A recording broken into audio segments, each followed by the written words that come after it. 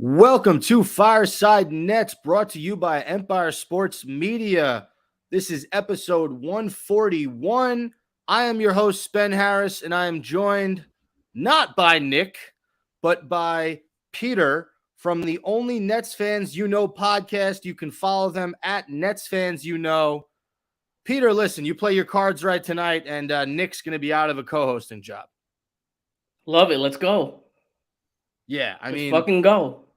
This guy misses more podcasts than Ben Simmons misses basketball games.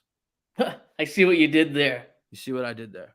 Yeah, I mean, you know, he's my so-called brother, but I don't know, man. He's unreliable, and he was claiming that his back hurt tonight, but he seemed healthy to me. So you tell me. Just like Ben Simmons. Just like Ben Simmons. So let's talk about, the Nets that actually have been on the court and playing basketball.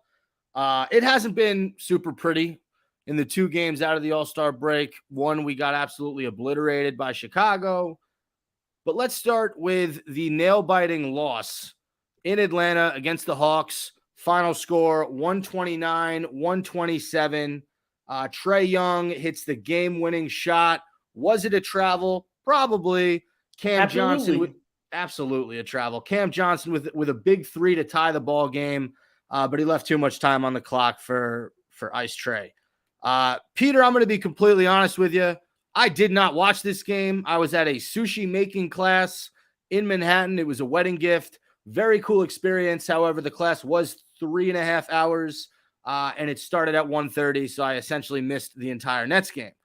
Having said that, I was checking the score. I saw the box score. I saw how it ended. You watched a little bit more of the game than me, so as best as you can, please summarize what happened in this ball game that got us to that point where we lost on a buzzer-beating mid-range jumper.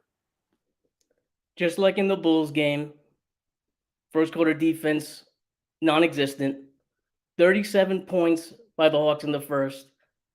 It's 64-57 at the half. Nets are down 18 with 5 minutes left in the second. Total disaster. This team looks totally out of whack. We come all the way back. Like you said, CJ hits a three. 7.8 seconds left. Just a little too much time left. And Trae Young just hit a game winner. This game is just... the description of this game is just missed opportunities. A turnover here. Spencer Dinwiddie gets a dunk. Gets a little too excited. Gets a technical on it. Points here and there left on the board. The Nets really used fast break points to get back into the game. But overall, I feel like they really could have won this game. Bulls game, they had no chance to win. Hawks game, they definitely could have came back. Yeah, so I guess, and if you could pinpoint who spearheaded their comeback, because that was a really good breakdown. Was it a combination of Dinwiddie, Cameron Johnson? Like, who were the key guys who got the Nets back in this ballgame? I know I had Dinwiddie scored 11 points in the fourth.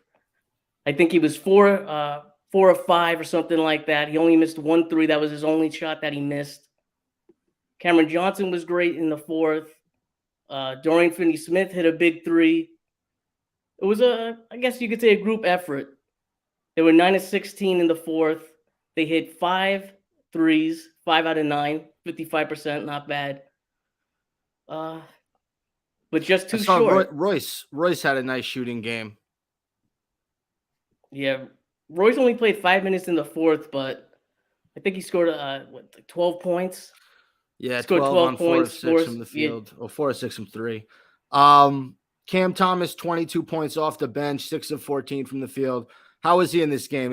I'm seeing -5. Was that accurate, or did he have a solid game?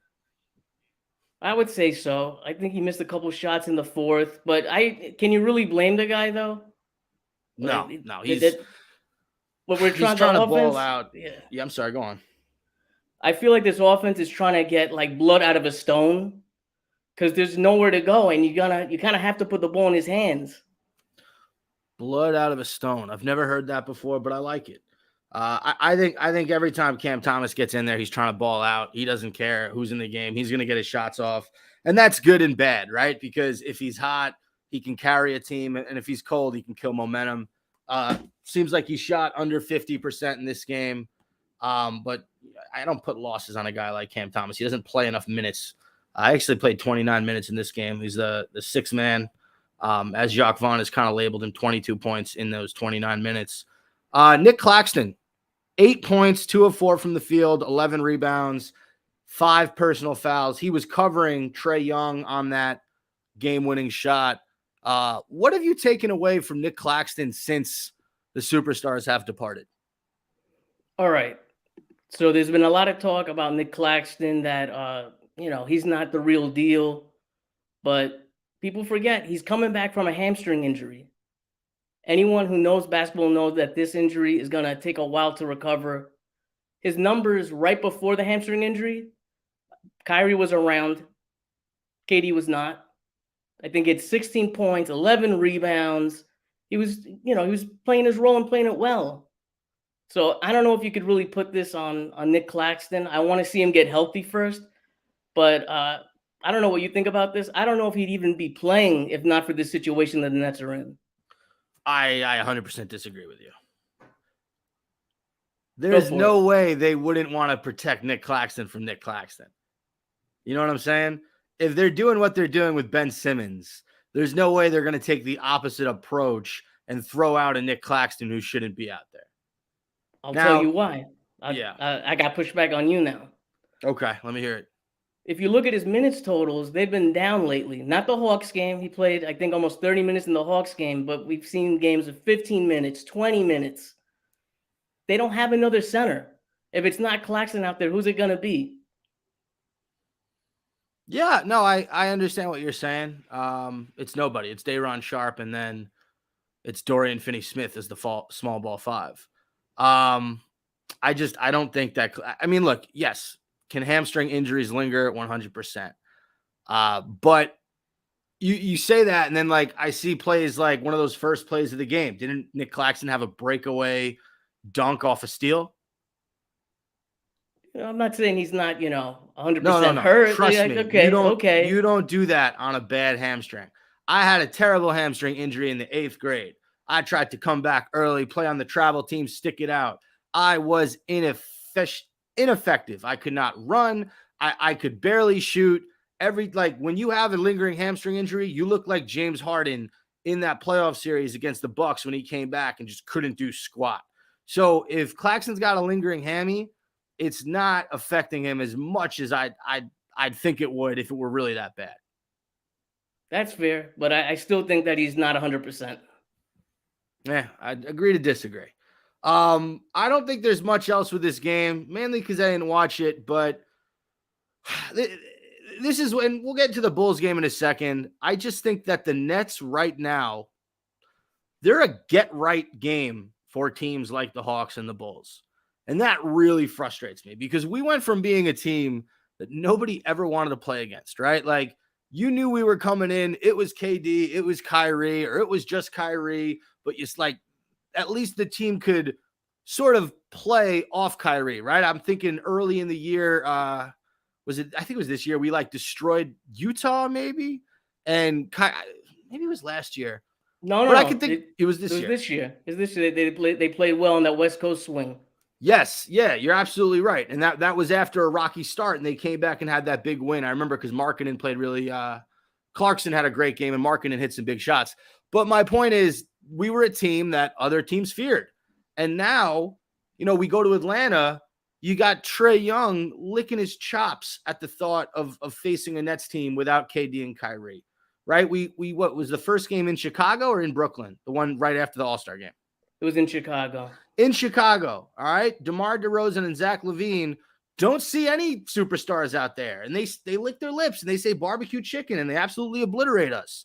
Pat Beverly, who had just signed with the freaking Bulls, saw a Nets team that is flawed and weak and just they haven't played together enough. So what really bothered me about this game, we gave a much better effort than we did in the Bulls game, but we're supposed to be a defensive-minded team. You let up 129 points to a Hawks team that's a 500 team. There's talk about them breaking it off with Trae Young in the offseason. I don't know.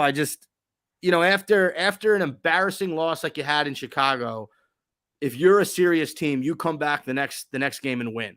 And I don't see the Nets as a serious threat in the East right now. No, not at all. And keep in mind, the Hawks just fired their coach, right? Coming off that as well. But that can sometimes give a team juice. You know how that is when the assistant comes in and the guys are like, oh, let's play for this guy. I think, who is it? Joe Prunty's the interim head coach before they get Quinn Snyder. Yeah. Former Nets coach. Former Nets coach. All right, so we can move on from this game. Let's talk Nets versus Bulls, because ironically, I didn't watch the game that we lost, in a dramatic fashion in the fourth quarter. I watched the game that we lost by, 44 points. Final score 131-87. This was just an absolute embarrassment out the gates. Chicago puts up 30 plus in the first two quarters. The Nets put up less than 20 in the first two quarters, and that was all she wrote. This game was over by halftime. Just an absolute obliteration, and, I cannot blame this Nets team as a collective, because they have not played together enough, Peter. I said it earlier. I'll say it again. This is a Chicago team that has stayed relatively the same throughout this entire year. And now they had a veteran in Pat Bev, who, Pat Bev's one of those guys. If he's on your team, you'll love him. If he's not on your team, you absolutely hate him. But he came in here. He put up 8 points in his debut. Every single Bulls player who started this game was a plus 24 or better, because they were just up the entire game. Zach LaVine was 12 of 17 from the field, 4 of 6 from three for 32 points. I can't remember a game in which Zach LaVine only missed 5 shots out of 17 shots. And DeRozan killed us in that first half. He finished with 17 for the game. Was there anything unique that you saw about this blowout loss? And by the way, nobody on the Nets played remotely close to good. Cam Thomas led the way with 22, and Seth Curry had 19 garbage time points in the second half. I thought this was the stat of the game. The Nets starting lineup of Dinwiddie, Cam Johnson, Bridges, DFS, and Clax shot 12 of 42, 28%, 34 points. Basically, they got outscored by the Bulls' first or second quarter? We're used to KD putting up 30 points a night, Kyrie 30 points a night, and our starting lineup barely puts up anything. It's ridiculous, but I agree with you. They need more time to gel, but this is embarrassing. No, yeah, you can't lose a game like this the way you lost. Jacques Vaughn said it afterwards. They can't, I'm paraphrasing, but basically they can't play this poorly. And that's it, man. Two really bad losses out of the gate. One a blowout, one a nail biter. I do want to just go back to the Hawks game for a second, because I forgot about Spencer Dinwiddie's comments after the game regarding the referees not giving him the calls that he thinks he deserves. He mentioned the technical he got. What do you make of Dinwiddie sort of referencing Kevin Durant and the calls that superstars get, as opposed to, Dinwiddie, who let's call Dinwiddie what he is. He's an above average player in the NBA. He's not an all-star. He's in that, 50 to 75 range, probably of the top 75 players in the league currently. And he also has an aggressive mindset on offense. He goes to the rim a lot, but I thought it was a very interesting thing. Obviously, he's going to get fined by the NBA. They're not going to let his comments slide because he clearly criticized the refereeing. But what did you make of those comments, Peter? As Net fans, we never have gotten the calls, right? This is business as usual. Kyrie was driving a lot. KD was driving a lot. They were complaining that they weren't getting calls earlier in the year. Is it just a Nets thing? I don't know, but he definitely has a point. Spence does drive to the hoop a lot and pretty much gets fouled on I think a pretty good basis, you would say, by how many, complaints he puts in.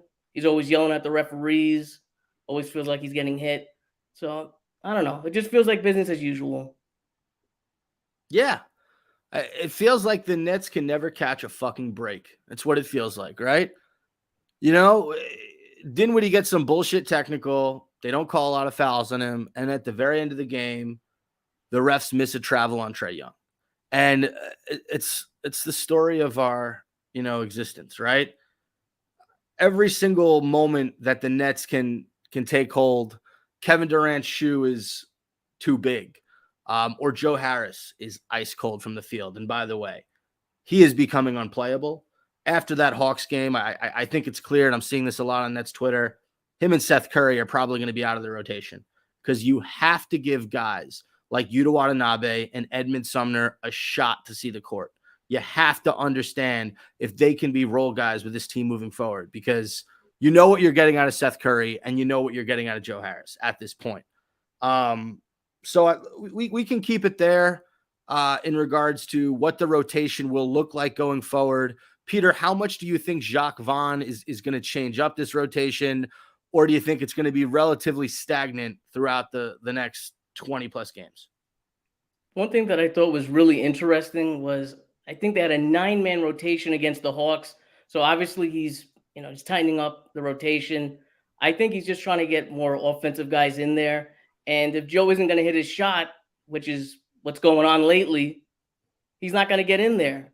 If he's not, rebounding, if he's not defending, which we know that he's not doing that. He's not that type of player.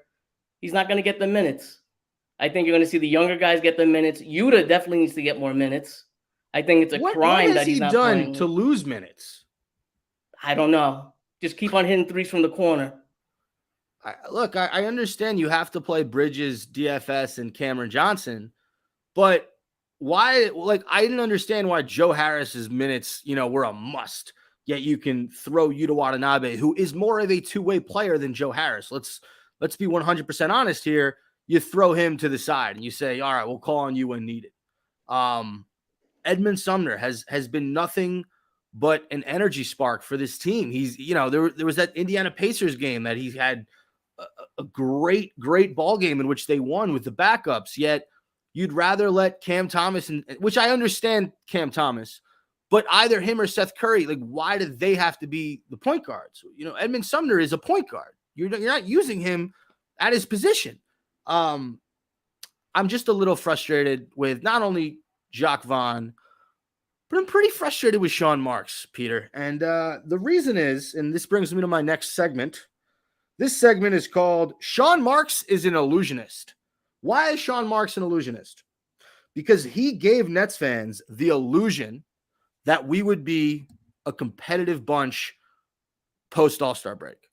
Even without KD, even without Kyrie, even without TJ Warren, we would still be a force to be reckoned with. And I just don't think that's the case. Can we beat the Knicks on Wednesday? Maybe. But you look at that game versus the Bucks game, we're probably going to lose against the Bucks.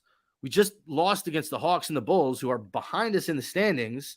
If you really want to call it for what it is, Peter, and you can tell me if you would disagree, because I respect your opinion as a Nets fan. I think the Nets might be the 9th or the 10th best team in the East right now. I think there's a good chance we don't make the playoffs. We're literally one injury away from maybe not making the playoffs. We have a good lead right now, positioning wise, that maybe even if we flounder, we make it into the play-in game. So maybe I'm just going a little bit too pessimistic. But listen to these stats. Last 5 games, the Nets are giving up 118 points, 40% from 3. Yes, they're still getting it together, but there seems to be a lot of work to be done. I thought they played very well against Philly last week, or whenever that was, a week or two ago. But I don't know. Have they regressed? I don't know. And I agree with you that Sean Marks has kind of sold us a dream. Here's my, and it's not an issue, but that Philly game, sometimes it just clicks, right? No matter what the team is, no matter what the night is, sometimes the effort is there and the execution is there. And that night against Philly was just one of those nights where we had it for the majority of the game. And then Philly just took it at the end because we don't have a closer on this team. I got a question for you, though. I'm sorry to cut you off. I got a question. You're good. If the Nets win the Philly game, if the Nets win the Hawks game, what is your outlook on this team then with those 2 big wins? It's much different, but at the same time, how did they lose those 2 games, Peter? On referee calls. Well, not having a closer. Right. Not having a closer. So if you play those games back 100 times out of 100, there is a strong possibility that even if we're winning at moments in the fourth quarter, we will lose that lead. And I love Mikal Bridges, and I love Spencer Dinwiddie, and I love Cameron Johnson. But the one recurring theme that I've seen basically since the trades went down is neither of those three guys are number one options, and neither of those three guys are consistent enough with production by themselves offensively to win you ball games. Now, those are two different things, right? You don't necessarily have to be an incredible Kyrie Irving, Kevin Durant type star to win ball games. You know, like I look at I'm trying to think, like a Tyrese Halliburton is someone who I think of when I think like he's kind of the number one option on Indiana. They're not a great basketball team, but he can go win you ball games because he's a really good player. He's a smart player, and he knows how to kind of run the offense. Dinwiddie, Bridges, and Cameron Johnson are all great, and they have their moments. I haven't seen it on a nightly basis from any of those three guys to show, okay, come playoff time, I trust the Nets because Dinwiddie's got him, or I trust the Nets because Mikal Bridges has got him. I haven't seen that. And what you have right now, you have this collection of players. Most of them play the same fucking position. You have like one point guard or 2 point guards. Dinwiddie and Sumner are your only true point guards. You have 2 true centers in Nick Claxton and Day'Ron Sharpe, and the rest of your team are wings and undersized twos. So I just get frustrated with Sean Marks because don't piss on my leg and tell me it's raining. Don't not get a center and not get another point guard and tell me that this team's going to be competitive. We don't even have a full roster.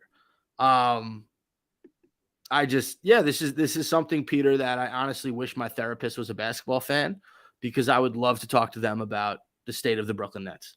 And I'd want them to understand why I get so frustrated in moments like these. And not to mention, I don't know, how many of your friends are Knicks fans? How many of your family members are Knicks fans? Majority. I'm pretty much, as the podcast that I run, is the only Net fans. I literally was the only Net fans that people know in my neighborhood. So, I'm getting a lot of shit usually. Yeah, I mean, it's amazing, right? Like for 4 years, Knicks fans just basically, they knew that we were king of New York, and they would say, "Oh, you're not as popular as the Knicks, and you don't sell out arenas." But like from a basketball perspective, we were big brother and they were little brother. And let's be 100% real about that. Now, it's funny because like the Knicks aren't even great. They're good. They're probably the 5th best team in the East, right? I'd put Boston, Milwaukee, Philly, and Cleveland over the Knicks. And maybe the Knicks are closer to Cleveland than people want to give them credit for. But it's just crazy that all of a sudden I'm getting texts from my diehard Knicks fan cousin Ray. Basically, I don't know what he wanted me to admit, that the Nets totally fell off. And yeah, like I admit it. I'm not shying away from that fact. But I put part of this on Sean Marks. You knew what you were doing when you traded KD, and why did you have to appease him and Kyrie some? Well, more KD than Kyrie, but okay, fine. You want to stick it to Kyrie, not send him to LA, you send him to Dallas, fine. Why was it so imperative to make Kevin Durant's trade wishes from the summer come true?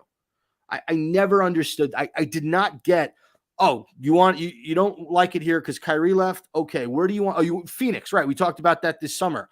You know what? Great. Kevin, I'll make this happen. If my name isn't Sean Marks, I got your back. It was almost like he put Kevin Durant before the team, and now we're being sold this bullshit story on how the future is bright. It worries me, Peter. It worries me for a multitude of reasons. But I to this day, I don't understand why Sean Marks did that. And maybe in 2 years, I'll be eating my words because we'll be a legitimate contender. But it seems pretty far-fetched right now.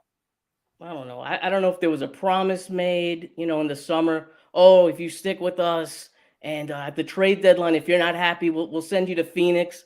I don't know if it's that. I don't know if the Suns owner being friends with Josiah. I don't know. I think the majority of Nets fans that wanted the drama, quote unquote, to leave are now kind of wishing they were, going back to KD and Kyrie every night. See, like in a perfect world, I would have just kept KD and been cool leaving Kyrie. Like Absolutely. if you had KD still in this lineup with Spence and Dorian Finney-Smith and Cam Thomas coming off the bench, Nick Claxton still here, like they would still be extremely competitive. Would they be a top 3 team in the East? Absolutely not. But they'd still be really fun to watch if Kevin Durant were still here. I do want to just go to Twitter real fast because I like to do this during the show and just call out some tweets that catch my eye. Mike Biseglia at Mike Delivers Pod hosted the Bad Weather Fans podcast with Alex Benezowitz. Tweeted, the Nets becoming dust and the Knicks now surging is my personal hell. I think that's a pretty good illustration of how every Nets fan feels right now. Wouldn't you say? That's how I feel. I just wish we could turn this back. I don't know if we could have gone as Siakam or something. I just wish we could have gone back and maybe not do the Dallas deal because I feel like Spence and Dorian Finney-Smith they were brought in to help KD, right? Finney-Smith is he's what is he? He plays great defense. He's a stretch 4. The Nets have a lot of like stretch 4 types now. Like you said, almost kind of too many wings right now. What bothers me is I don't believe that when Sean Marks made the trade to send Kyrie to Dallas, I don't think, they claim that they didn't know that they were going to trade KD during that moment. I think that's bullshit. I think that if that's the case, then you're extremely inept at your job. If you didn't know that making a move like this would force your best employee to request a transfer to another organization, that really bothered me.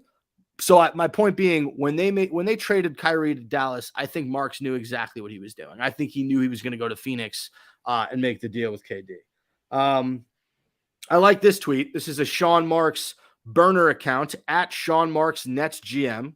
I don't think this is the real Sean Marks, but I could be wrong. He wrote, to the fans that can continue to berate me, insult me, curse the team, just know we believe in this group and this coach. I know you thought they would all gel, be their best in just a handful of games. That's not how this works. To the diehard fans that encourage us daily, thank you. Very funny burner account, very funny tweet. I don't know, man. This whole thing is comical because everyone's been rooting for this to implode. Everyone has been rooting for the Nets to have zero success with this group. And guess what? They all got their wish. Every Knicks fan got their wish. Every NBA media member who fucking hates Kyrie and wants him to fail got their wish. Everybody who calls Kevin Durant, a championship front-running bandwagoner got their wish. Because guess what? He's in Phoenix. He is trying to ride a successful team to the championship, and he'll put up 30, 35 a night, but there's still a top 4 team in the West. So this was something that everyone except Nets fans wanted to happen. And now it happened, and we are once again the laughing stock of the NBA. Only the Nets could go from having 3 Hall of Fame players talking about championships, saying, we at least have to make the finals. We're at least going to get to the finals and only get 1 playoff series win. I know there's always the what ifs, but I feel like this could only happen to the Nets. This wouldn't happen to the Lakers. This wouldn't happen to the Knicks. This wouldn't happen to the Heat. It just doesn't happen to anyone but the Nets. And I hate to sound like I'm bitching, but what else can you say? It's ridiculous. It is ridiculous. We just weren't meant to have nice things, Peter, us Nets fans. And it sucks. It's absolutely pitiful. And I also blame Sean Marks for the Ben Simmons trade, but that's a rant for another day. So next 2 games, we have the Bucks on Tuesday, and we have the Knicks on Wednesday. What is your prediction for both games? 0-2. 0-2, yeah. Flat out. This team needs more time to show their potential. Maybe the Knicks could, rise a fire in them. I don't know. I think the Bucks game is going to be an embarrassment. I'd love to be wrong. Obviously, I root for the team. I'd love to be wrong, but I can't see this going any other way. I think the Knicks overtake us, and I see a tough road ahead. I'll give us 1-1. I think we lose to the Bucks. I think we come back and beat the Knicks in a close one. We're just due, and the Knicks are riding way too high right now. They need to be taken down a notch or two. They got a game against the Celtics tonight. I do not know the score of that game. We can actually check right now. The score is 76-67. The Knicks are up. So this is one of those games I can see the Knicks winning against the Celtics and then losing to the Nets. Like one of those letdown games. But I give us 1-1. I can't see us going 1-6 to start after the All-Star break. That's just not how basketball works, especially in the NBA. Okay, so I mean that's pretty much everything I wanted to get off my chest tonight. My brother's a flake. Now that the Nets aren't super great, he can't make a normal Monday night podcast, but very thankful and appreciative that we have Peter from the Only Nets Fans the Only Nets Fans podcast. I got there. Very reliable source for Nets information. Please follow his Twitter. Peter, the account is at Nets Fans on Twitter, correct? You got it. All right, and let's just give some closing thoughts to all the Nets fans listening out there. You have their ear right now. What are the final words you got to give them as we, finish out this season? Houston, we have a problem.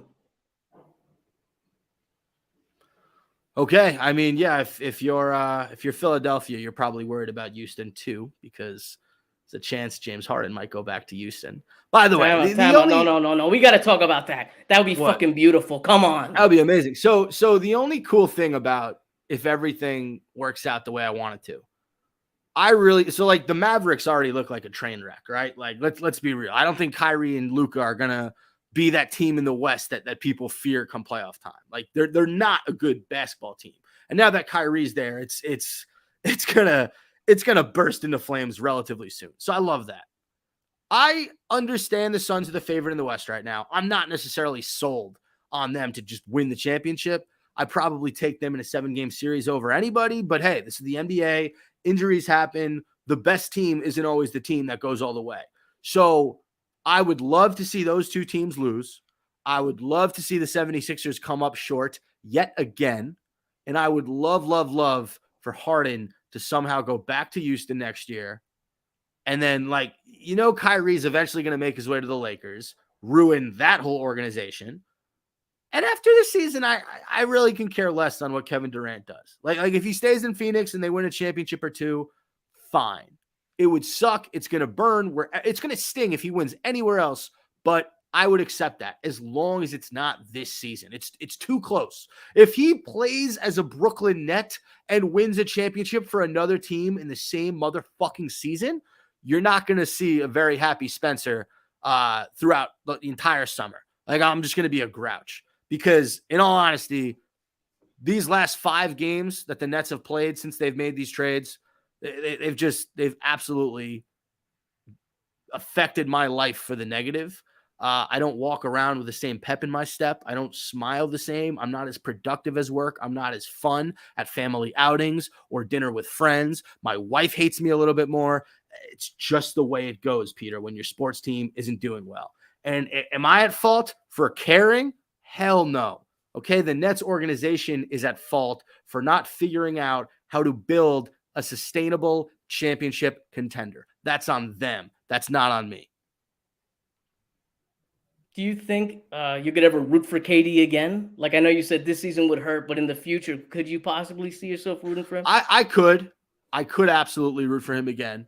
I don't necessarily love how he handled everything throughout from the trade request this summer to calling it back to then once he called back the trade request, I was just hoping he would stick it out.